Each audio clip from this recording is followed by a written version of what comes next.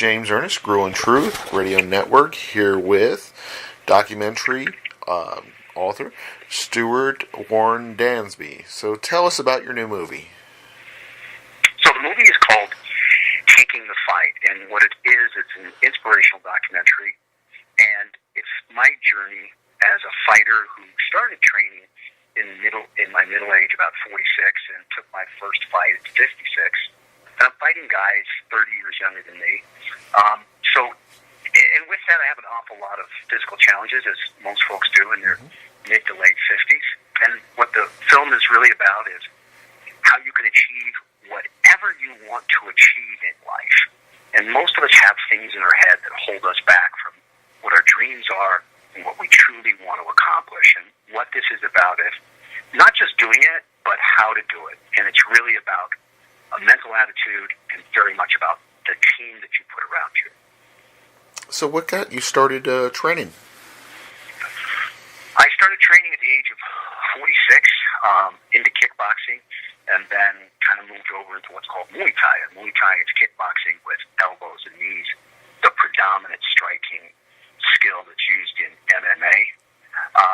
And I started training with 2 torn ACLs and grade 4 arthritis in my back and degenerative disc and asthma and a lot of things that folks might think, well, gosh, why aren't you doing a spin class or taking up golf? But again, to the point of the film, those are just challenges. They're not obstacles, they're challenges that can be overcome. So how has the training evolved?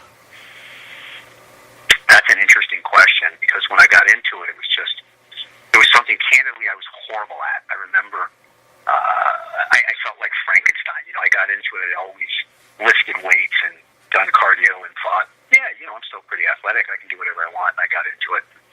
I had 120-pound guys just kicking my butt on a daily basis. But I loved it. I was just passionate about it. But at that point, it's just training and sparring. You just want to be better at it. You want to be acclimated and be part of that culture. But when I finally decided to take a fight, which was as my belts progressed, and my sensei kind of came up to me one day and said, hey, it's time for you to test for your black belt. And I looked at my coach, and I said, do you really think I'm a black belt? And my coach is Gregory Cheetah Choplin, who's the WDC World Muay Thai champion at super welterweight. And he's very traditional. He looked at me and he said, I have a different take on it. And I said, what do you mean? He said, well, I don't think you're really a black belt until you've taken a fight. And then he turned and he walked away. And in my head, I was like, you son of a... Because he knew me. He knew how to get inside my head. And at that moment, I knew I had to take the fight. But he walked away, and I just remember looking at his back going, you just called me out. You just called me out. And I knew I had to take it. And it was a couple weeks later that I finally decided to take it. The difference between training and sparring and taking a fight is complete commitment. And when you go into a training camp, your world changes totally. How has your body and mind changed during the process? Well, that's a good question. A training camp is usually 6 to 8 weeks.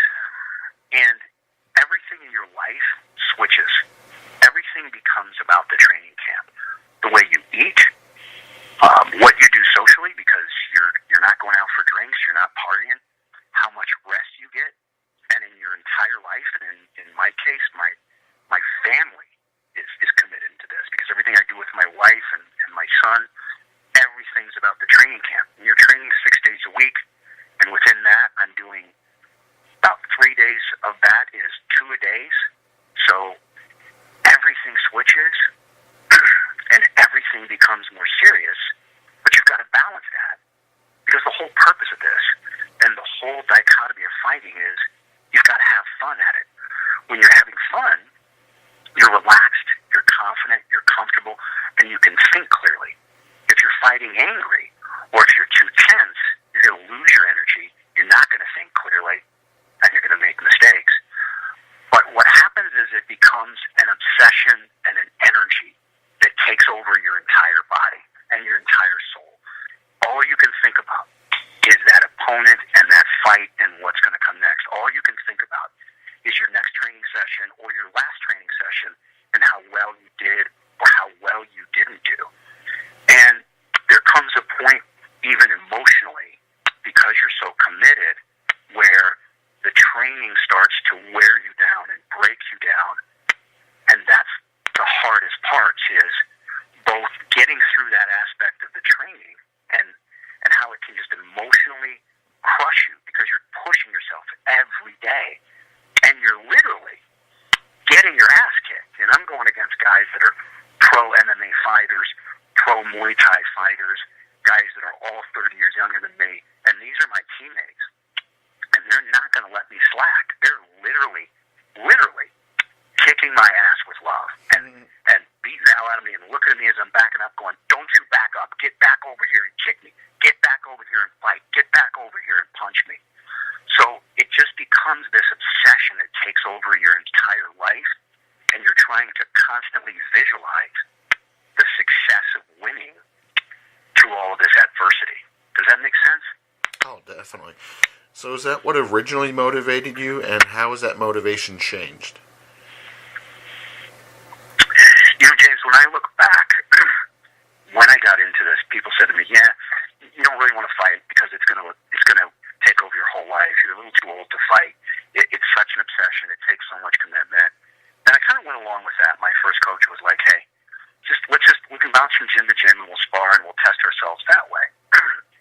But when I look back, I always knew that I was going to fight. I always knew that that's why I got into this, was to test myself. So even at that moment when my coach said, you know, I don't think you can be a black belt in kickboxing until you take a fight, that wasn't really my motivation. My motivation was, quite frankly, when you're standing across the ring from another man that has the skill and the desire to inflict pain, to physically injure you, and that's the that is the goal of this event.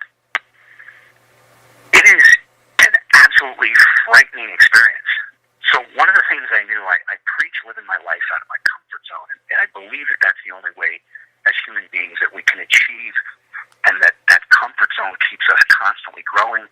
And within that, if you're growing, you know, you're fighting that thing called aging, both if you're growing physically and mentally. But I knew how uncomfortable it was going to be. I knew how much it would scare the hell out of me. And I also knew that I put a lot of time and energy into this, and it was just inevitable. I had to face that. I had to say, do you have what it takes to go in there and not just compete, but do you actually have what it takes to go in there and win? So it was both a passion, but it was also a destiny, if you will, of you can't go this far and then say, nah, I'm just going to train and spar. You really have to see if you can accomplish this. You really have to see what you're capable of. And this BS that people are saying you're too old, you got to prove them wrong. What was your biggest challenge? Was it the age? Was it the training? Was it the opponents? You know, one of the biggest challenges is I've already kind of mentioned it. I have 2 torn ACLs. I have grade 4 arthritis, which, just in case you wonder, grade 4 is the worst arthritis you can have. I just had knee surgery about 8 weeks ago, and my surgeon, when he was in there, said, hey, your next surgery, just so you know, is a knee replacement. So it's when you talk about training 9-10 times in a week, everything you're doing is pounding those knees. So one of the challenges is my knees constantly swollen 7 days a week.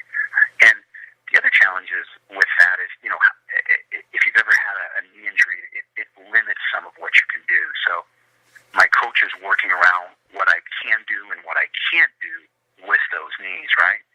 And within that, I've never looked at my age as a challenge. When I'm sparring with a guy, I'm not thinking, hey, this guy's 20 years younger than me or 30 years younger than me at all. I'm thinking, this guy's got a really good jab and a really good middle kick. How are you going to keep him from getting that off, or how are you going to counter that?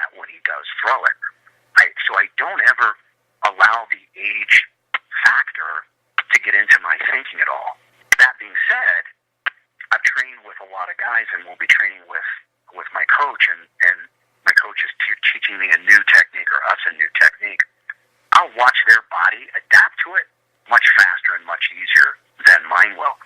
Part of it's because they learned it in their teens and their early 20s. Trying to learn how to move, how to have this reaction time when you're in your mid-40s, moving into your late 50s, is probably the biggest challenge. Your body, your mind can get it, you can grasp it, you can visualize it, but getting your body to move that way is really the biggest physical challenge you go through. You mentioned the grade 4. You told me the other day about how the doctor had presented that to you, about your different grades. Yeah. So I was waking up in the recovery room, and he got in there to clean up like 4 cartilage tears that I've been training on through, for about 6 months. So I finally decided, okay, nothing I'm doing is working, including PRP and all kinds of things. So let me just go in and have surgery. So when I woke up in the recovery room, he looked at me and he said, okay, that was a mess in there, and I cleaned it up. But the good news is it's cleaned up and you got some time on it. I said, okay, good. And he goes, all right, now here's the reality time. And I said, okay. And he said, your arthritis is more advanced than we thought. It's stage 4. And at that point, I'm thinking 4 out of 10. Well, that's not too bad. And I go, okay, cool. How many stages are there? And he's like, 4. And I'm like, oh, okay. There's the reality part. I said, so exactly what are you saying? And he's like, I'm saying your next time you have surgery, it's probably a knee replacement. But that being said, don't stop what you're doing. And I said, what do you mean? And he said, look, it's really simple. I've been doing this for 15 years. Medically speaking, you should not be able to walk on that knee normally, much less train, much less fight. So what you're doing is defying medical science. Moderate it, listen to your body, but damn sure don't stop doing it. That is awesome, and I hear that is part of the documentary. Actually, is your interactions with the doctor. Yeah, so you got to imagine, if you've ever had surgery and you come out of anesthesia, you're a little groggy, right? And my wife Stella, who's my number one fan, is sitting there as he's saying that. And after he says that whole part about medically speaking, you're defying medical science, I kind of rub my eyes and I clear my head and I look at him and I go, Doc, can I ask you the most bizarre question you're going to get asked all day? And he says, yeah, sure. And I'm like, could you say that all again verbatim on film? And my wife just rolls her eyes and she's like, does it ever stop with you? And he just starts cracking up. He goes, absolutely, you got it. So we were able to capture that on my first visit back to him a week later, and he was nice enough to share those same insights. How has your coaches impact not just your training but your entire life view? Say that one more time, please. How have your coaches impacted not just your training but your entire life view? Man, that's part of the blessing of this. I have two guys that are head coaches that are extraordinarily talented. Most fighters that are pros only have one, and I happen to have 2 from 2 different camps. One of them is a guy named Manolo Lopez. Manolo is a very high-level striking coach, former Pan Am karate champion, coaches guys like Yoel Romero and a ton of MMA fighters, and he's the most positive guy. He's a guy who came over here from Cuba in the 90s, immigrated over here and grew up with some really, really challenging surroundings, and he's just the most positive person that you'll ever meet, and he just pushes me. And from the very beginning,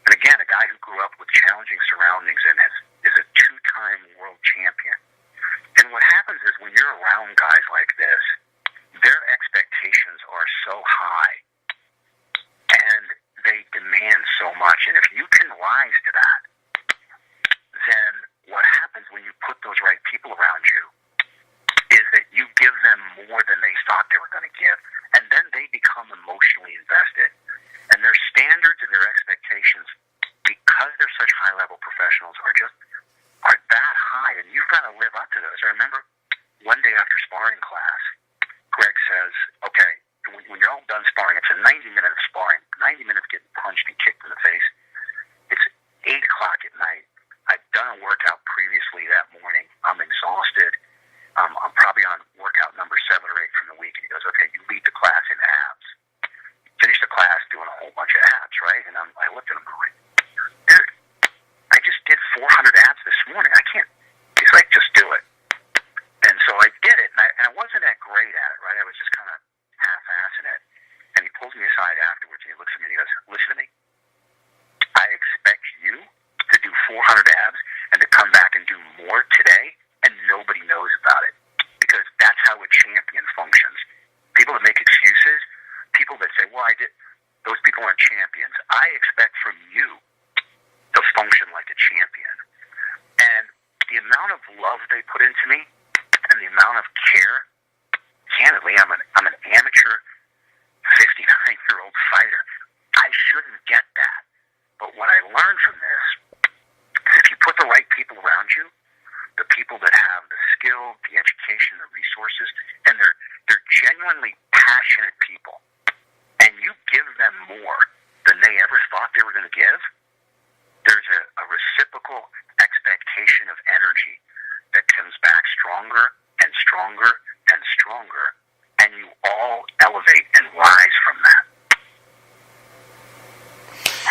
Now, you mentioned, or we were just discussing how the impact of your coaches, but in the past when we've talked, you mentioned how your teammates also have had such an impact, being able to push you, to motivate you to that next level. That's been remarkable, and my teammates are young guys in their 20s, and maybe you think you'll get this from your coaches because they're a little bit older. But what was remarkable was when I told my teammates, and I purposely announced to everybody I'm going to take a fight, and I did it so I had to put myself out there. And I remember one of my teammates, first thing he said, he's like, this is going to make the news, right? And I'm like, why? Because your age, dude. He goes, this is great, but it's going to make the news. And what I noticed with all of my teammates, there wasn't a doubt, there wasn't a hesitation. They started treating me differently. They started sparring with me harder. They started getting in my ear more.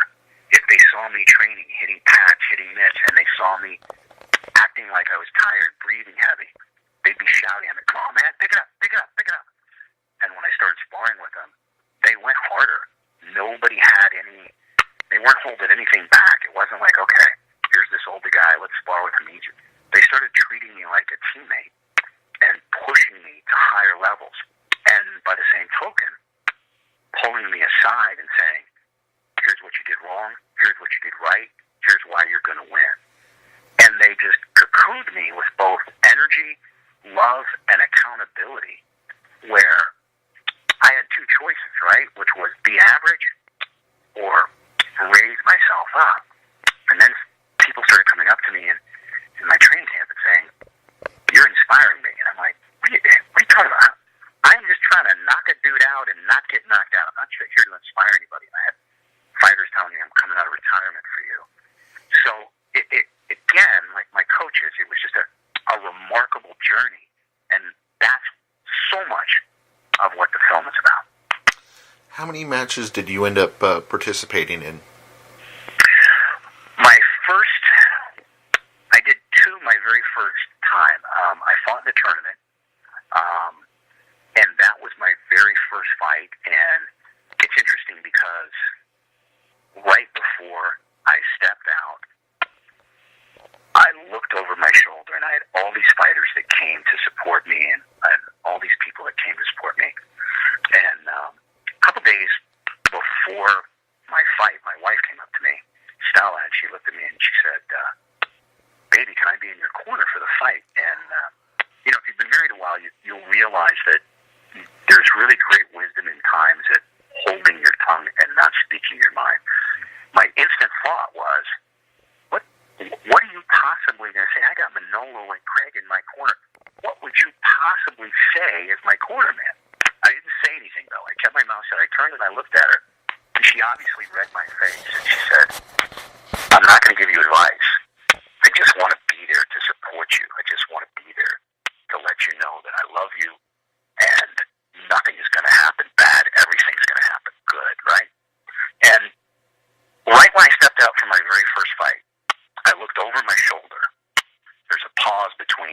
introduce you and the time the bell rings. And I looked at Stella, Manolo, and Greg, and I just said to myself, I can't lose.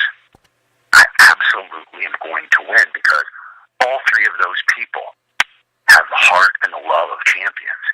And all three of those people are inside me. Their energy, their belief. It's impossible for me to lose. And I went out that moment. I remember exactly what I did. I threw a jab and I landed a low kick and I watched the guy's face cringe and I'm like, I am going to beat you no matter what. So I was blessed. I was able to win that first fight. I moved on to the finals and I lost in the finals by decision. And I think the young man I lost in the finals was about 6'2" or 6'3", 21 years old. And as soon as the fight was over, the second the bell rang, he looks at me and he goes, how old are you? And I'm like, at that point I was 56. I said, 56. And he goes, no freaking way. He screams, no freaking way. That's impossible. Nobody can fight like that at 56. And a moment later, they hold up his hand to announce him as the winner. And as the ref is holding up his hand, he grabs my hand simultaneously. And he starts crying. And he starts screaming, this is your champion. This is your champion right here. And I talked to him afterwards, and I'm like, why were you crying? He's like, it was such a hard fight. It was so difficult. And we shared such an energy. And it was just remarkable for me. It was remarkable to win that tournament. And it was remarkable that I got to fight with you. So it's pretty extraordinary. So I had 2 fights there, and then for the finale of the movie, we filmed my last fight. Do you have any other fights currently scheduled?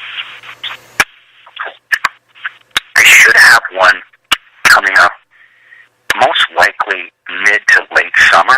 It's contingent on how well my knee heals, and right now I'm training 6 days a week, but the difference between training 6 days a week and going into 2 days and doing a training camp. So I'm still dealing with some swelling and some recovery from surgery. That being said, I plan on being healthy enough within the next couple months to pull the trigger on a training camp and should have something coming up either July to August. Who would you like to thank for just their help, their support along the way?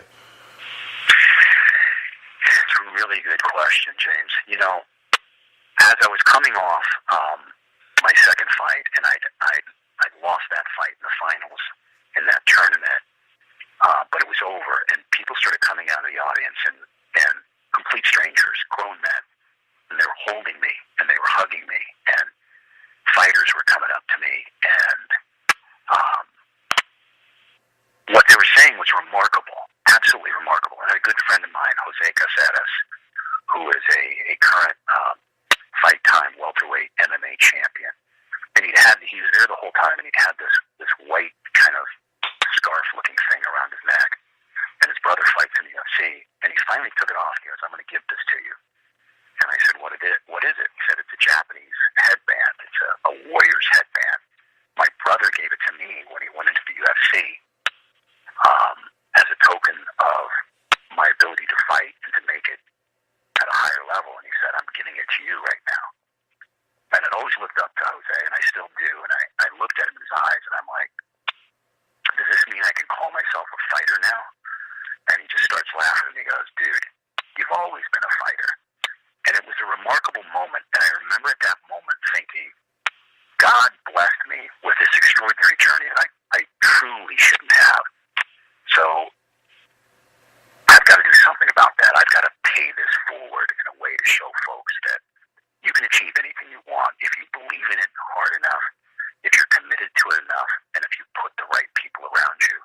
So I guess to answer your question in a long-winded way, the first person that I would thank would be God, because God's blessed me with this extraordinary journey. And then, right behind it, my 2 coaches and all of my teammates, and there's so many that have contributed, so many that just, they tell me, and every time I hear this, it's both humbling and it also sets the bar higher, but so many times my teammates tell me that after they've kicked my ass, they'll say, "Man, you're inspiring me because I was kicking your ass, but you fought hard and you tried, you tried." And whenever I hear that, it both humbles me and inspires me to be who they're saying that I am, and it means that I have a responsibility to work harder. So to all those teammates, I would completely thank them. And then, my son and my wife, you gotta imagine this, that how many wives would support their husband fighting a guy 30 years younger than them for the first time when they're in their mid to late 50s? How many wives would say, "Yep, I'm good with that"? But the reality is, if she was afraid, if she was saying, "No, you shouldn't do this, you shouldn't do this, I can't go to your fight, or I'm going to sit in your fight, and I'm gonna cringe, and I'm going to be afraid," can you imagine how that would affect me? Mm-hmm. It would rattle my confidence. I would be worried about her. I would be worried about her worrying about me. But the opposite, she will, and she's been watching me spar before, get my ass kicked as usual, and I'll come off between rounds, and she's like, "Why are you letting that guy hit you with a jab? Every time he's landing a jab, why are you letting him do that?" And, I want to say, "Well, why don't you get in there and see if you can block his jab?" But the point is, I need that. I need that person that is there to support me, to love me, and to believe in me, because that makes me, and it makes us, more powerful. What is the projected release dates, film festivals, that kind of thing, where people can see this inspirational movie? Thank you so much for asking. The film will be finished. It's in post-production now. And for those of you that don't know, that means that's where the real artistry comes in. That's the editing, the sound, the color, and how you put roughly 25 hours of film into 90 minutes and edit that and tell the story. The film is being directed by a gentleman named Miguel Aspilaga. This is his fifth film. He's a Cuban director. He's actually an award-winning director in Cuba. And this will be his first American documentary, although he's done several of them. And we're in post-production with that. It's also being produced by some folks called Roar Post, which are a very, very high-level production company. So we should have this finished the end of April. The film will be finished, and it'll be entered at that point into a minimum of 4 different film festivals. With film festivals, they all want the world premiere. So if we get accepted by all 4, we'll only pick one of those. And then from there, the goal is to build the following, to get the reviews, win the awards at the film festival, and then from there onto a national distribution model like a Netflix or a Hulu. So if you want to know when and where you can see it, you can follow me on Instagram or Facebook, or you can also check out the website, which is appropriately called takingthefight.com. Sounds great. It sounds like an exciting project and a great experience that you've been through that you're going to share with the world. Like you said, Netflix or Hulu, one of those type of streaming services, would be great to be able to see the finished product on.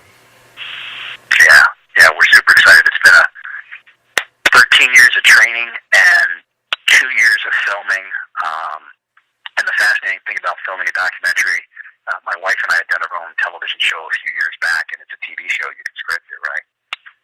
The fascinating thing about a documentary is, if it works, it's because you're telling the truth and you're telling reality, right? And in this case, I'm very, very convinced that it works. Do you have another project in mind for after this? Obviously, right now you're still, finishing up with this one, but anything, on the table?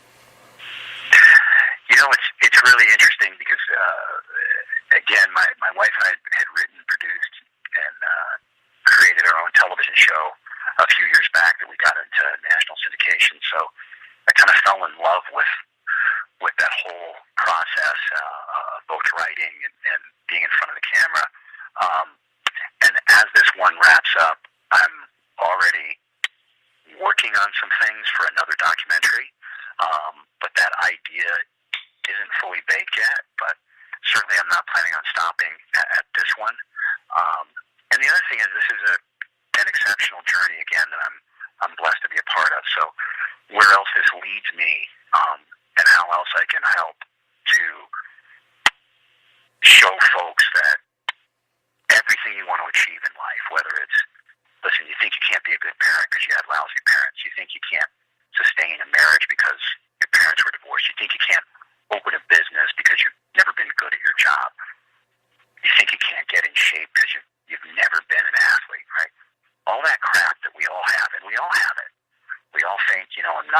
smart as that guy. I don't have the resources of that girl. All that stuff is what holds us back from what our dreams really are and the true life that we want to live. And this film, to me, is one step in showing you that that really is BS.